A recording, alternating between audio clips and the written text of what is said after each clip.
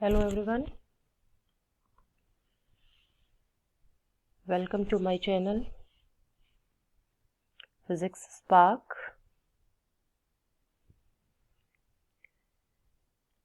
Myself Dr. Meenakshi. I'm here because I love to teach physics. You can find me at physicsbasic2020@gmail.com. Feel free to contact me. आज mechanics में हमारा topic है conservation theorem of angular momentum of a particle.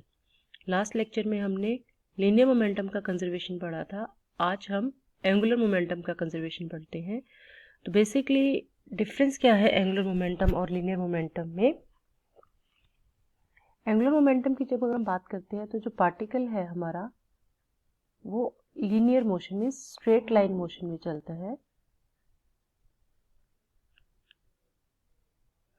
और अगर हम angular momentum की बात करते हैं तो जो पार्टिकल है हमारा वो रोटेट करता है रोटेशन में। दैट मीन्स कि एक तरह से हम बात कर सकते हैं सर्कुलर मोशन। क्लियर? तो जब लीनियर मोशन होता है तो लीनियर मोमेंटम, और पार्टिकल अगर सर्कुलर मोशन में है, रोटेशन में है, तो वो हो गया हमारे पास एंगुलर मोमेंटम। तो स्टेटमेंट सबसे पहले हम इसकी देखते हैं। If no torque is acting on a particle then the angular momentum of the particle is constant. देखिए यहाँ पर हमने जो वर्ड यूज किया है दैट इज टॉर्क। अब हम देखेंगे पहले कि टॉर्क होता क्या है। चलो डेरिवेशन से पहले हम देखते हैं कि टॉर्क होता क्या है। Basically torque is equivalent to force. कि जब हम किसी बॉडी पर फोर्स लगाते हैं तो वो बॉडी लीनियर मोशन करती है। Linear motion means straight line में चलती है। क्लियर? स्ट्रेट लाइन में। सपोज करो ये कोई ब्लॉक है, इस पे अपने फोर्स लगाया तो इस पोजीशन से ये ब्लॉक मूव करके यहाँ पर चला गया। टॉर्क में क्या होता है? लीनियर मोशन की बजाय सर्कुलर मोशन होता है, रोटेशन होती है।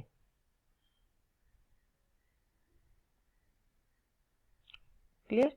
तो जब किसी बॉडी पर हम कोई फोर्स लगाते हैं और वो बॉडी रोटेट करती है अबाउट एन एक्सिस, जैसे ये एक बॉडी है, यहाँ पे हमने फोर्स लगाया तो ये यहाँ से इस तरीके से मूव की, तो ये जो हो गई इसकी एंगल ऑफ रोटेशन हो गई।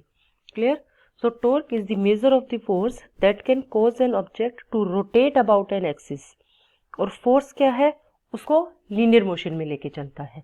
ठीक है, अब हम इसकी डेरिवेशन करेंगे किसकी, कि अगर हमने टॉर्क नहीं लगाया तो आपके पास एंगुलर मोमेंटम जो है वो कांस्टेंट है। देखिए डेरिवेशन के लिए हम सबसे पहले लेते हैं, सपोज करो हमें पता है कि जो एंगुलर मोमेंटम है बॉडी का,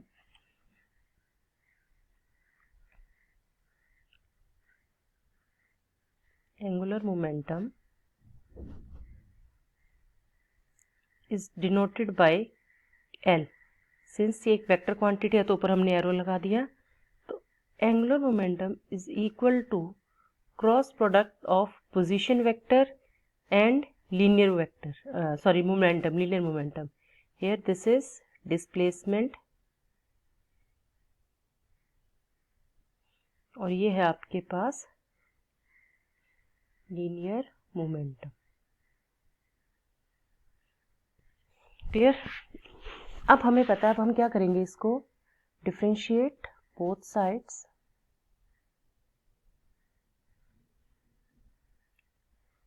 स्टूडेंट्स प्लीज अपने आप नोट्स इनसे देख के तैयार कर लेना, that will be very helpful in your exams. तो डिफरेंशिएट किया विद रिस्पेक्ट टू टाइम, तो it will be dl by dt is equal to d by dt r cross p। अब क्रॉस प्रोडक्ट है तो डिफरेंशिएशन में कैसे आएगा? एक क्वांटिटी एज इट इज, दूसरी का differentiation, that is dr by dt cross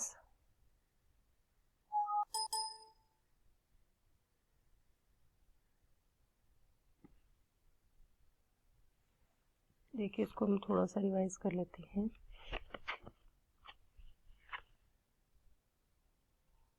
that is L is equal to R cross P। Differentiate करेंगे इसको, dl by dt is equal to d by dt R cross P, that is dr by dt cross P plus P dP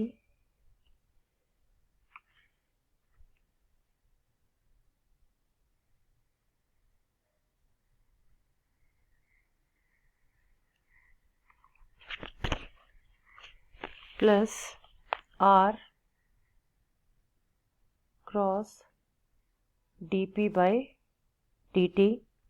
अब हम इसको लिख सकते हैं, dr by dt क्या होता है? Velocity, that is rate of change of distance with respect to time, cross momentum क्या होता है? Mass into velocity, plus R cross dP by dt।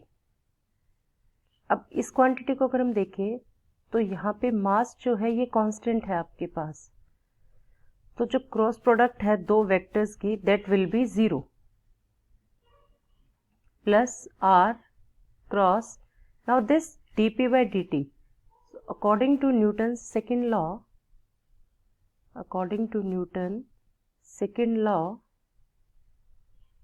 Force is equal to dP by dt। तो ये quantity क्या हो जाएगी? R cross F। Clear? तो यहाँ पे हमारे पास क्या आ जाएगा? तो dl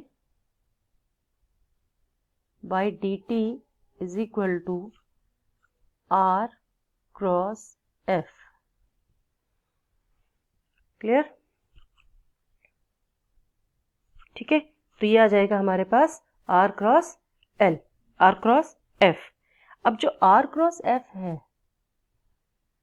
दैट इज टॉर्क, इसको हम टाउ से डिनोट करते हैं, दैट इज टॉर्क। क्योंकि टॉर्क क्या होता है? एक तरह का फोर्स होता है जो कि परपेंडिकुलर डायरेक्शन में लगता है और बॉडी को रोटेट करता है। तो अभी हमने लास्ट लेक्चर में किया था कि जब कोई भी क्वांटिटी, अगर अब हमारी स्टेटमेंट क्या कहती है कि अगर टॉर्क 0 है तो लेफ्ट हैंड साइड ये भी आपके पास 0 हो जाएगी, dl बाई dt। क्लियर? तो ये भी क्या हो जाएगी आपके पास से? 0 हो जाएगी। इसको रब करते हैं यहाँ से,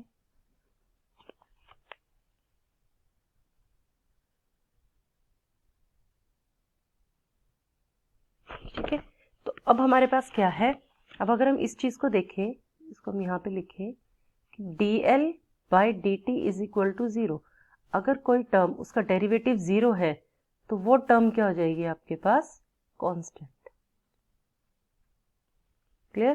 तो हमारे पास क्या आ गया कि dl by dt is equal to tau torque, and if torque is equal to 0 that means कि dl by dt is equal to 0। और अगर किसी की डेरिवेटिव कांस्टेंट है, 0 है, तो वो टर्म क्या हो जाएगी? कांस्टेंट हो जाएगी। और यही हमारी स्टेटमेंट थी कि अगर टॉर्क किसी बॉडी पे नहीं लगता है तो उसका जो एंगुलर मोमेंटम है वो कंजर्व होगा। आई होप आपको वीडियो पसंद आई होगी। अगर आपको वीडियो पसंद आई है तो वीडियो को लाइक करें, शेयर करें और चैनल को सब्सक्राइब करें। Thank you very much.